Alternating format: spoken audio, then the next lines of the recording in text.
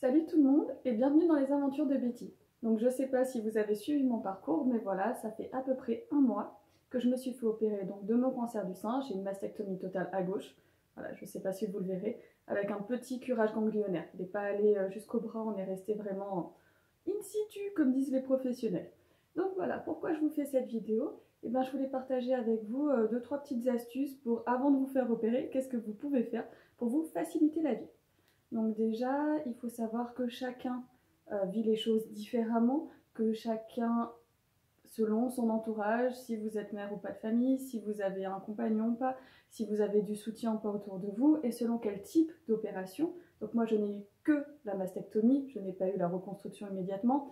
Donc voilà, selon vos types d'opérations, selon le chirurgien, selon les établissements ou quoi que ce soit, vous aurez plus ou moins de temps à l'hôpital. Moi, je n'ai passé qu'une seule nuit, mais vous pouvez passer plus de nuits et c'est pas parce que ça s'est mal passé ou quoi que ce soit. C'est chaque cas est différent et on s'adapte au mieux. Donc voilà, moi je vais juste vous donner des grands conseils assez basiques, notamment, ça peut paraître très très bête, mais oui, on va vous opérer donc du sein, ça va toucher un peu le muscle pectoral, un peu beaucoup.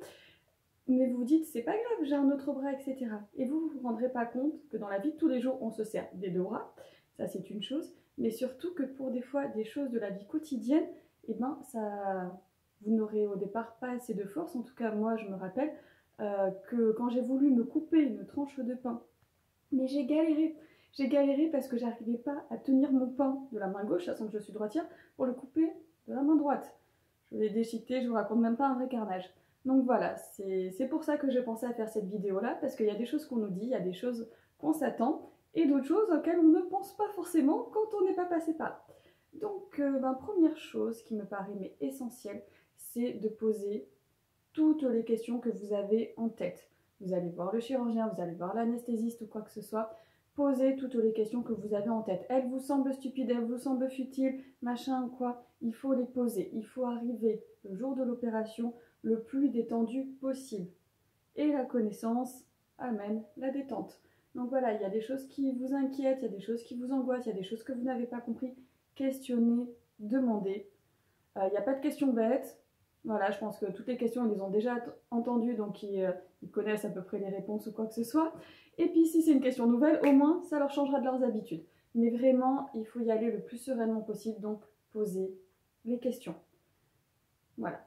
Autre chose, je ne sais pas pour vous, mais moi je sais qu'après le bloc, il y a un peu eu de mal à cuisiner, etc. Un peu compliqué. Donc j'ai eu beaucoup de chance, c'est que j'ai ma petite maman qui m'a apporté des petits plats. Donc ça c'est assez génial. Si vous n'avez pas quelqu'un qui va pouvoir cuisiner pour vous au quotidien, parce que vous vivez seul, parce que c'est vous qui vous occupez de la cuisine, parce que pour plein de raisons, moi ce que je vous conseille vraiment de faire, c'est déjà de faire vos courses avant d'être opéré, ça c'est sûr, mais de cuisiner plusieurs plats, genre pour une bonne semaine, petite semaine, plusieurs plats, et de vous les mettre au congélateur ou quoi que ce soit. Voilà, je vous conseille de cuisiner, au cas où, prenez-vous des plats tout faits, on est d'accord, c'est toujours moins bon à la santé, il rajoute un tas de cochonneries dedans, etc. Mais voilà, prévoyez-vous des alternatives, des choses où vous n'aurez pas besoin de cuisiner, parce qu'il y a des mouvements qui au départ ne vous sont pas vraiment autorisés, parce que ça peut provoquer une tétanie du muscle, et c'est vraiment pas ce qu'on veut, on veut les tirer. Ouais, j'ai ma coiffure qui se fait la mal, désolée. Oui, je trouvais ça mignon, je trouvais que ça féminisait un petit peu avec mes cheveux courts, voilà. Excusez-moi, petite interruption de programme. Donc voilà, mais vraiment cuisinez-vous des choses, prévoyez-vous des plats faciles à faire et en amont. Parce que, voilà, parce que des fois vous aurez faim et qu'il n'y aura personne qui sera là pour vous cuisiner quelque chose parce que par exemple votre mari sera au boulot ou quoi que ce soit. Donc vraiment, prévoyez-vous des plats en amont, congelés, plus qu'à passer au micro-ondes, plus qu'à décongeler, etc. Enfin voilà, des choses comme ça. Moi je vous ai dit, j'avais prévu du pain, j'avais pas prévu de le trancher d'abord. Donc il y a des petites choses comme ça, donc prévoyez-vous à manger, de faire les courses. Moi je sais que c'était un peu au changement de saison, etc. Donc j'avais changé toutes mes fringues été, hiver et tout, parce que voilà, c'est pas après qu'on pourra le faire quand on pourra plus lever le bras et tout. Voilà, on va peut-être éviter. Peut-être que vous, dès le lendemain du bloc, hein, vous arriverez à lever les deux bras. Moi ça fait un mois et je suis très heureuse d'arriver à faire ça. Voilà, il y a un léger décalage entre les bras, mais c'est pas grave, je vais y arriver. Donc voilà, donc faites des choses comme ça en anticipation pour vous faciliter la vie. Donc pareil, c'est pas en post-op que vous irez faire le ménage de chez vous. Donc ok, personne n'aime faire le ménage, Mais faites-le avant, au moins vous en êtes débarrassé. Toutes les petites choses comme ça qui vont vous faciliter la vie, parce que vraiment c'est ça le but, c'est de vous faciliter la vie. Vous dites pas, ah oui, non mais après l'opération, je vais pouvoir faire ci, ça, ça. Non, niet. Après l'opération, vous allez pouvoir vous affaler sur le canapé, faire les exos que vous a demandé de faire le kiné, parce que oui, il faut les faire, et même si c'est pas agréable, il faut les faire plusieurs fois par jour. Voilà, parce que vous aurez des choses à faire, oui, mais c'est pas le moment où vous allez révolutionner votre rangement, etc. Pareil, le jour du bloc, quand vous allez y aller. Au niveau vestimentaire, ça va vous paraître très très bête ce que je vais vous dire, mais croyez-moi, essentiel. C'est pas on n'y va pas avec des tenues ultra moulantes ou difficiles à enfiler ou quoi que ce soit. On y va tranquille, relax. Moi je me souviens, j'y suis allée en bon baggy, etc. Et surtout, donc, voilà, le bras, vous aurez du mal à le mobiliser. On va vous enlever, voilà, une partie ou la totalité du sein dans mon cas. Et donc vraiment, lever le bras, etc., c'était compliqué. Donc au niveau vestimentaire, prévoyez des choses faciles. Vous connaissez mon amour pour les chemises hein, depuis la chimio. Donc voilà, moi je sais que les premiers jours, bah, c'était chemise ou alors, vous savez, les gilets de survêt, etc., qui se ferment devant. Des choses qui se ferment devant, faciles à enfiler. Je vais même vous dire toute ma vie, allez. C'est-à-dire, vous vous souvenez, je vous avais montré dans le look pour aller en chimio, les petits débardeurs avec l'espèce de brassière intégrée sans armature, etc. En fait, moi, les premiers jours, je mettais que ça. Parce que ben, même les brassières que je mets, ben, les brassières, il faut lever les bras. On rigole, j'y arrivais pas. Les armatures, non mais même pas la peine après une opération ou quoi que ce soit. Donc là, bien sûr, c'est différent si jamais vous avez la reconstruction immédiatement. Je sais que c'est des soutiens-gorge de contention spécifiques et tout.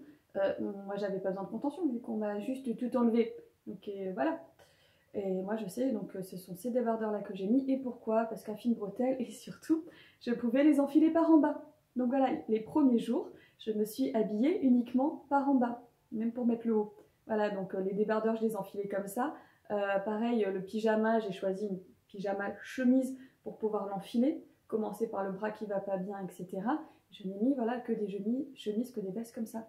Donc prévoyez-vous, s'il vous plaît, pour quand vous sortez de l'hôpital, hein, donc dans votre sac d'hôpital, des choses que vous arriverez à enfiler. Vraiment, c'est fondamental. Et éviter tout ce qui est moulant, etc. Parce qu'avec le pansement et tout, ça ne sera pas forcément évident. Voilà, ça me paraissait fondamental. Pensez à faire vos courses, je sais, c'est pas drôle. Pensez à cuisiner en amont si vous pouvez, si vous n'êtes pas trop fatigué. Ou même demander à vos proches au cas où. Hein, ou même vous cuisinez une quiche, vous vous en mettez de côté au congélateur, etc. Franchement, faites ça. Faites le rangement qu'il y a à faire avant et prévoyez une tenue adéquate. Et pour les jours qui suivent, également, il faut prévoir une tenue adéquate. Voilà. Ça, c'est les petits conseils qu'on ne vous donnera pas forcément au quotidien.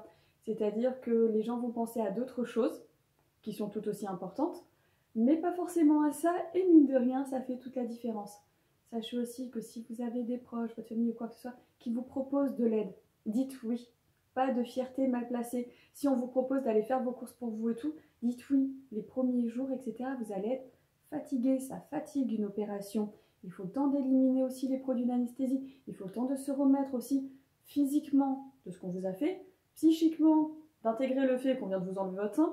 Enfin, vous voyez, tout ce genre de choses qui demandent quand même un peu de temps, de patience et de bienveillance. Donc si vous avez des proches qui vous proposent de l'aide, il faut dire oui. Si vous avez des proches qui vous proposent de l'aide mais qui ne savent pas quoi faire pour vous, est-ce que tu peux aller faire des courses et tout quand il va pour toi? J'ai fait une petite liste ou quoi que ce soit. Il ne faut pas hésiter, franchement, s'ils vous proposent, c'est qu'ils sont ravis de vous aider. Donc voilà, exploitez vos proches. Mais je sais, c'est moche ce que je viens de dire, mais c'est très vrai. Voilà, il faut faire toutes ces petites choses qui vous permettent d'aller mieux. En autre chose qui permet d'aller mieux et de mieux vivre, eh ben, le fait d'aller au bloc et le post-op, etc., on m'a conseillé une application moltement connue qui est gratuite, qui s'appelle Respire Relax Plus, donc c'est de la cohérence cardiaque, des exercices de respiration, d'inspiration et d'expiration. Hein.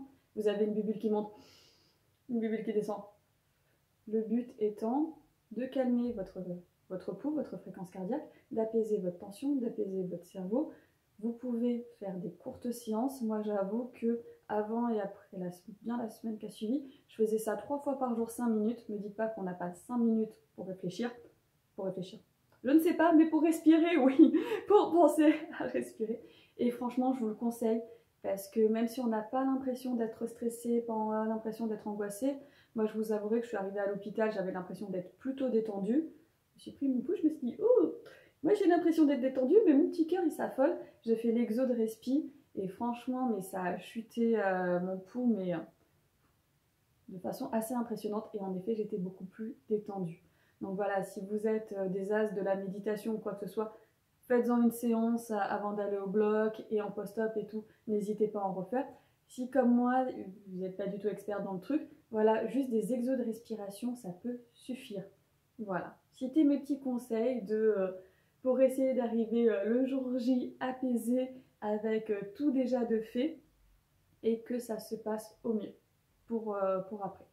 Donc, je ne sais pas si ça vous sera d'une grande aide. Moi, c'était les petits trucs voilà, qu'on n'avait pas forcément pensé à me dire et qu'au final, je me suis dit, ah oui, oui, oui, j'ai bien fait de prendre la chemise.